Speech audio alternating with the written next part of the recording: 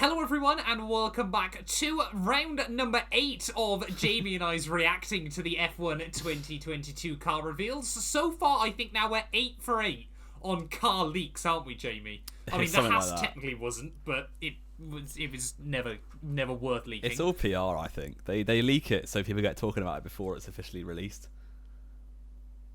It's an inside job. I think they accept that's probably what's going to happen. But I don't think they actively go out and leak them at any time. I'm pretty sure they do. Okay, well, Jamie's already getting on the conspiracy theories then for 2022. But, of course, today that we are back once again, this time around reviewing the new AMG F1 W13 E-Performance. Very, very catchy name there by Mercedes. Yep. What are our initial thoughts then of the car, Jamie? I think it's not bad. I think having gone back to silver, it was always going to be quite difficult to keep it looking as nice because I think basically, especially the 2020 black Mercedes was unreal, and the 2021 was pretty nice as well.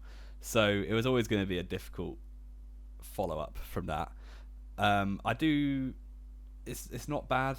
I think it's fairly standard for what we've seen from Mercedes for the past 12, 13 seasons now.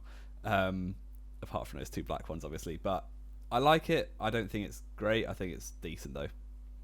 Yeah, it's very, very difficult, isn't it? Because, of course, we were both a massive fan of the black Mercedes cars, and they did look at... I mean, when we saw them romp out at Austria last year, they meant business, didn't they? Yeah. Which was always pretty cool. But, of course, it was more of a statement as well from Mercedes, about trying to, remove racism from the world and obviously trying to help push this movement as well, which obviously was very, very important. However, I think they've also done the right thing by going back to silver before Hamilton retires. Yeah, that would have been not a great look on them if they'd waited for that. Yeah, imagine Hamilton leaves the sport and suddenly Mercedes go, right, we're going back to silver. People would have jumped to conclusions there. Yeah. It's definitely safe to assume. But they've been a bit more interesting with the colours than we've seen, obviously, in years gone by. Obviously, back when they were originally, obviously, the silver arrows. We've got a lot more blue and even some red on it, of course, with the Ineos sponsors. Yeah, I do like it, and I think it's quite sleek. I prefer it to the previous silver one, which 2019. I definitely prefer this year's one to that. Yes, They've done a good job. I think it's very vibrant. The blue or turquoise colour does pop quite a lot. Yes. And I think it helps, obviously they've just taken that for the Petronas sponsors, and the red highlights from Ineos as well. It does look very nice. It's growing on me the more I look at it. Yeah, it is one of those ones, isn't it? I looked at it originally and I wasn't a particularly big fan, but especially sort of seeing the footage on track, the only thing I'm still not sure about is the completely red rear wing from the rear POV. Yeah, they might think you're catching up to a Ferrari, which isn't very helpful for the onboard cameras. But no, I like just mentioning Ferrari. Actually, I like how this car basically has 4 colours all across it. Yes. Whereas a lot of them we've seen, specifically the Ferrari, you had all the sponsors being different colours, and they can't monochrome it. I don't like that as much. Whereas this looks very succinct because you basically got silver, black, red, and turquoise is everything, which I do quite like. And I think this again sort of shows the different business structures, of course, Ferrari and Mercedes have. People want to sponsor Ferrari because it's a Ferrari. If you have you're going to pay billions of pounds potentially if you've got a huge multi-year contract. You want your logo on a Ferrari to be recognisably yours. Of course, teams that are working with Mercedes, normally a lot of them nowadays have got other projects going on sort of behind the scenes. AMD work with them, Ineos work with them for R&D and things like that. It's much more of a give and take business venture rather than just you want your Shell logo slapped on the side of a car that's going to probably be a meme. Well, we hope not, but it's quite likely. Well, you definitely hope not after your prediction yesterday. Yeah. But looking more in depth though then, Jamie, at the car, a couple of interesting things we can take from it. The first thing I really noticed, of course, was the different front wing shape that we haven't really seen anywhere else. Yeah, it's very wavy, isn't it? And the sides. That's really basic description of it. That was incredible. Yeah, it's incredibly different. All the people who know what I'm talking about on Twitter are just very excited by the amount of different approaches that we've seen from, especially the top teams. Because obviously for a while it was just Red Bull as the only top team that had released, but now we've got Ferrari and Mercedes to compare as well. And even Red Bull's wasn't really a release, is it? Because of the shots we've now seen at Silverstone. The cars that we've seen are so different to each other, which is really cool, but probably suggests that we're going to get some wild field spread, and the actual pace of the cars has the potential to be horrendously different. But hopefully it's not. Yeah, I wouldn't say that guarantees it, does it? Because I think, again, on the other hand, a lot of people were very worried that all the cars were going to look the same, and then it would pretty much just be down to engine performance. Yeah. But I don't think... I think it's just different teams working out different ways to try and solve the same solution, which is good. They always have different aero approaches anyway. We always see that. And I think Mercedes... Well, I saw a take on Twitter by one aerodynamicist that was like, judging by the way they set their aero up, they're kind of going big on their engine is quality this year. Yes. Because the way it looks, it's very much like a straight line speed merchant car from what I've seen. Yeah, and I mean, when we sort of look at the front wing again, doesn't it? It looks like the air's being sort of pushed out a bit more rather than into the side pods as well, obviously comparing it to the Ferrari we saw yesterday. So, perhaps Mercedes are... I mean, obviously it gives them, if they have got a very, very quick car, it does mean obviously they can try and whack on more aero. So obviously it does stick to the floor a bit better as well. But of course, everyone with the Venturi tunnels, you don't really sort of know exactly how much aero you're going to need, of course. If the car's getting dragged down to the ground from the centre, you might not need as much aero. But of course, even then, you've still got to try and push that air into that area of the car. Yeah. And of course, it will change track to track as well. Yes, varying approaches taken from all the teams, but specifically Mercedes, there'll be very different front wing, rear wing setups for Monza and Monaco are never going to be the same, are they? So yeah, and I've always found that fascinating, isn't it? When you look at the rear wings and all the concepts teams bring to Monza is always really, really interesting. Talking though, obviously we had quite... I don't know if you were able to watch it this morning. I watched quite a bit of it. No, I was too busy watching planes land at Heathrow, unfortunately. I was also... I got very quickly distracted by planes landing at Heathrow. That has just taken over the UK today. And fair play to the mad lad that was out there filming. Talking sort of about Mercedes, there was a team, of course. Last year, some real high points, some real low points as well, of course. It's very difficult to try and talk about Mercedes without obviously talking about the end of last season. Hamilton has come out today very much. I think the quote was, "If you thought I was at my best last year, you better wait for this season." Yeah. That is a vibe that I can get on board with. Hamilton's not messing around this year at all, is he? I think by his own admission, and it's obvious, he didn't... At certain points of last season, he wasn't performing to his ability. It was... There were many mistakes. Maybe it came from the fact he hadn't been in a proper title fight for quite a while. Probably 2016. Yes, yeah. So... I mean, he had to be on his A game for a lot, 17 and 18. But yeah, that's still, three years, basically. Yes, playing below his level almost, which is mad because it's Formula 1. So, yeah, he probably knows that he could have done things better last year, and he's absolutely bringing the heat this year, which is quite worrying. Or certainly he's bringing the torque. We'll have to wait and see if he can back it up, but I'm sure he can. So, yeah. I mean, I think for me, it was always the iconic one that I think back to was Brazil. Oh, yeah. Even during free practice 1, you could tell Hamilton meant business suddenly because his whole way he was utilising the track we just hadn't seen all year from him. And it was much more sort of the style that Verstappen uses week in, week out of you use every inch of the circuit, every single lap, wasn't it?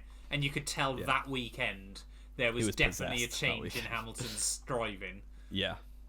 Yeah. And he was performing, I think... Generally, the first 4 races of last season and the final 4 races last season, he was the best driver on the grid. And then the middle 17, he wasn't, or however many it was, not that many. But yeah, he was not doing great. I think it was 2 wins other than the first and last 4 races. Yeah, but I think that was also because Red Bull made so much progress, though, wasn't it? Yeah. I don't think you can really sort of discredit Hamilton too much because Red Bull, through a lot of that stage of the year, did have the faster car. Yeah, but there were some missed opportunities, I think, for Hamilton. Yes, yeah, that is also very true as well. But of course, last year, some high points, some low points. Mercedes obviously now looking for a ridiculous 9th Constructors' Championship in a row, which is just beyond insane. I mean... we will inevitably at some point see the downfall of Mercedes, but are you convinced it could be yet, Jamie? I think this is probably the best chance for the other teams to beat them this year for a while. Obviously, they don't like change very much. Mercedes, they don't like changing their driver lineup that often, which they obviously have this year.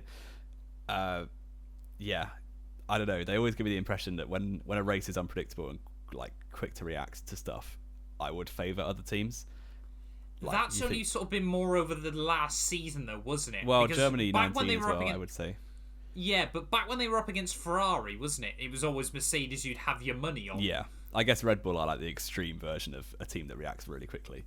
Yes, yeah. So I think there's potential for other teams to beat them, and especially like there's a little bit of uncertainty about how George Russell will do. I'm not saying he'll do badly, but if he does do well, that could upset the harmony a little bit in the team. There's a few question marks over Mercedes compared to the harmony they had for the last 4 or 5 years with Hamilton and Bottas.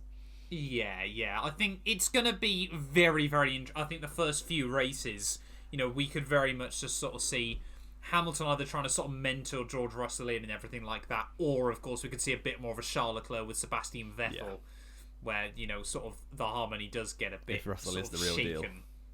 If he is the real deal. But then again, I think Hamilton is very much in a position as well, of course, that I genuinely get the sense he does want to teach George Russell, and he does want to see George do well in the car when he does go. Yeah, but I think that opinion will very quickly change if Russell there's the potential it could definitely, yeah. But I think when Hamilton's on his A game, I don't think still there's anyone in Formula One, and I'm going to say this now, Jamie. I don't think anyone in Formula One right now or ever, when Hamilton's on it, is quicker. Wow. Coming from the Senna fanboy. In a race pace. Yeah, coming from a Senna fan, this is. On race pace. Qualifying lap, Senna's still got it in the bag, but on race pace, I think Hamilton over a race distance is incredible, to be fair. Yeah, exactly. But of course, you touched on it a moment ago. George Russell coming into the team this year. The potential to create some uncertainty, but also obviously the potential of, if we do get another scenario where they are very, very close to a team like Ferrari that we think could be the biggest challenge. If Russell does struggle early on, how could that affect obviously their hunt for championship number 9? Yeah, I think it has the potential to, definitely. It reminds me, this is a much wheel knowledge on display, but 2006 when Massa was brought into Ferrari alongside Schumacher, who was a 7-time world champion at the time. Well, still is, I guess. Massa took a long time to get up to speed, and I think Russell is definitely more like I have less uncertainty that Russell will do well. More faith in Russell. Yeah, more faith in Russell than I think I would have done in Massa if I was old enough to have opinions on the sport in 2006. But yeah, Massa took I think the first 5 races he didn't get a podium in, like quite comfortably the first or second fastest car. Yes. And it took like basically most of the season to get his first race win in Turkey, and then kicked on from there. But he was definitely number 2. He was definitely learning, but Ferrari won the constructors that year, but it could have cost them because Renault, it was mainly because Fisichella was so bad. Was also not very good. Yeah, so, he was woeful at Renault for most of the year, wasn't he? Well, I'm a fan of Fisichella. But I know you are, but you've got to admit he was woeful at Renault for most of the year. No, but it didn't cost Ferrari that year. But I think if Russell takes that long to get up to speed, and Ferrari are banging out double podiums every week, or Red Bull are, very decent chance that it cost them. Yes, yeah, but Russell is certainly, like we both said, obviously a driver that you would have a lot of faith in to do rather well pretty quickly. I mean, it didn't take Bottas too long for his first race victory at Mercedes, did it? No. Race 2 got a pole, and then race 4 that he won. Russia, wasn't it, 2017? Because it was still right at the start of the campaign. Yeah. So let's make a prediction then, Jamie. How many races in do we think it'll take George Russell to take a race victory? I'll have a quick look at the race calendar. I reckon. Ooh. I might put a month on it. I reckon by the end of June he'll have a win. You got to guess a Grand Prix. Well, that's Canada. I reckon You he'll have think a he's he'll going to have go a to win Hamilton's before Canada. backyard? No, I don't think he'll win in Canada. I reckon he could win like a weird one in Miami or Imola or something. Okay, fair enough. I wouldn't mind seeing him win at Imola. That'd be quite good. Yeah, that'd be quite good. Redemption from almost screwing his chance at Mercedes last year by destroying Bottas. That would, yeah, it'd certainly be rather poetic, wouldn't it? Yeah. I am gonna say a win in Spain. See, I was considering Spain, but I think that is basically Hamilton's strongest track in terms of race wins. So No. it's right up there. He's won like Hungary. 7 or 8 now. Hungary is his best one. Still, Hungary is isn't his it? best, yeah. But I think Hungary's 8 and Spain's like 7 or 8. So A lot of tracks are like 6, Yeah, 7, or 8 that's though true. for Lewis now, isn't it? To be fair, it's kind of mad when you think about it. yeah, Like you go to any track and Hamilton's like 5 race victories. Like, I didn't Yeah. even think this was a track Hamilton was good at. so Yeah. I think Russell will do decently well. I can't remember what I said about Ferrari's drivers, but I think Russell will easily be in the top 6 in the championship. Oh yeah, you'd hope so, wouldn't you? Yeah. Especially if we think Hamilton's going to fight for a title again. Yeah. So come on then. Poles and race victories, Jamie, in 2022 They're for going to get Mercedes. a lot, aren't they? I think I can't remember what I said for Ferrari. I don't want to accidentally. You said 13 poles and 9 wins, I want to say. And I've thrown a couple of random polls in for other teams as well, so I think can't. there's about 5 poles left that Mercedes could have with your predictions. I'll go for 7 polls. Oh, right, okay. On the basis that I haven't put out too many yet, hopefully. I think we're up to about 25 now for yeah, you. But... maybe. How many wins? I'll get more wins than that. I reckon 9 race wins. Right, interesting. So I think it'll be close. Obviously, they're going to be right at the front. We know that. Yes. But I think, hopefully anyway, it's not a dominant season like we've seen from them so many times. No, and this is always the thing, isn't it? Of obviously, I'm a Mercedes fan. I think that's been made very clear on this podcast alone. But even I don't sort of want to see, a 2020 season where basically by the end of the Styrian Grand Prix, Mercedes are going to take it. I'm going to say then, Jim, because I predicted Ferrari to be quicker over 1 lap, but Mercedes have stronger race pace. I'm going to say 6 pole positions and 10 race victories over the year. Fair enough. Pretty similar to myself then. Yes, yeah, pretty And do you similar think? numbers. I think I backed Ferrari constructors, didn't I? You did So, back Ferrari constructors. What are you thinking? I said Hamilton drivers, Mercedes constructors. Wow, original. What can I say? I got faith in my boy. And in terms of bold predictions, I'm not sure I've thought of one, which is true because I haven't. Have you got one to kick us off? Mercedes won't win either of the first 2 Grand Prix. Interesting. Both power tracks, I think Ferrari. Let me have a look at the calendar again, see if I can make something along the First same 2 lines. are Bahrain and Saudi. Yeah. I reckon. So I'm considering first 7, so up to Monaco. Yeah. I reckon they've got 2 wins out of those 7. Right. Okay. Interesting. So neither of us are predicting a particularly strong start to the year. Apparently then, not. From the Come Silver back in Arrows. the end of March when they've already got 2 wins. Yeah, when they've won every race in the first 12 of the year. Livery rating then, Jamie, before we round this out, out of 10? I do like it. I'll go for an 8. It's one of my. Oh, it's one of right, my okay. favourites. Very high up. I mean, from I've been Jamie quite underwhelmed by a lot of them, so it's definitely. It's not offensive to me, so it's No. decent. No, I was going to go with a 7, Fair. I think. But it Yeah. could very easily... It's not our favourite, but it's certainly decent.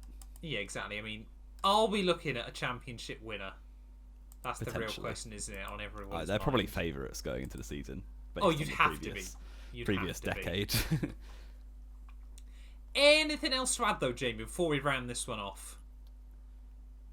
I don't think so. Just the No. Alpine and Alfa Romeo left. We're almost through them all, and the We are, season's coming down very quickly. It is. It's a month today. Bahrain. That's actually quite far It'll be away lights still, out, isn't it? I think. Yeah, no, Bahrain, sorry, a month and 2 days away, even. So we Nice. will have gone through Friday practice already from Sakir. Oh, but I'll of be course, we got watching. winter testing before then. We got a few other bits and pieces we need to do. There is plenty of excitement before the F1 season kicks off. But thank you all so much for watching as always. If you have enjoyed, do make sure you leave a like and get yourself subscribed as well. And yeah, we'll be back Tuesday, of course, with a weekly roundup and also reacting to the all-new Alpine A522, because for some reason they like to name their cars after jets, it feels like. But yeah, thank you all so much, and we'll be back very, very soon with more Knowing Wheel.